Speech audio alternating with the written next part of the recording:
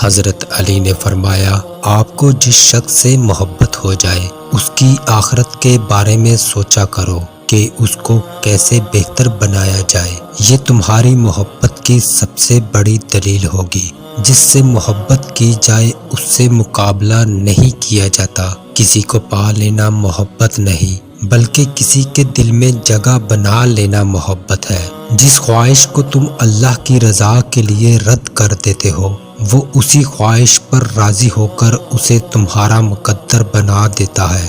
اگر کسی کے دل میں جگہ بنانا چاہتے ہو تو اسے سیدھے اور پورے نام سے پکارا کرو۔ جو تم سے تعلقات قائم رکھنا پسند ہی نہ کرتا ہو خواہ مخواہ اس کے پیچھے نہ پڑو۔ 3 رشتے بے نقاب ہو جاتے ہیں: بڑھاپے میں اولاد، مصیبت میں دوست اور غربت میں بیوی۔ کبھی مشکل میں کسی بزدل سے مشورہ مت لینا کیونکہ وہ تمہاری بچی ہوئی ہمت کو بھی ختم کر دے گا۔ یقین رکھو کہ صبر کے بعد تمہیں ایسی حیران کن نعمت سے نوازا جائے گا کہ تم درد و تکلیف کی تلخی بھول جاؤ گے۔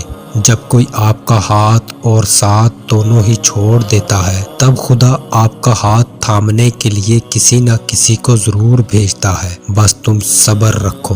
روتا وہ انسان ہے جس نے دل سے رشتہ نبھایا ہو، ورنہ مطلب کا رشتہ رکھنے والوں کی آنکھوں میں نہ تو شرم ہوتی ہے اور نہ ہی پانی۔ جو دل دوسروں کی تکلیف دیکھ کر بے چین ہو جائے تو جان لو کہ اس کے دل میں اللہ رہتا ہے۔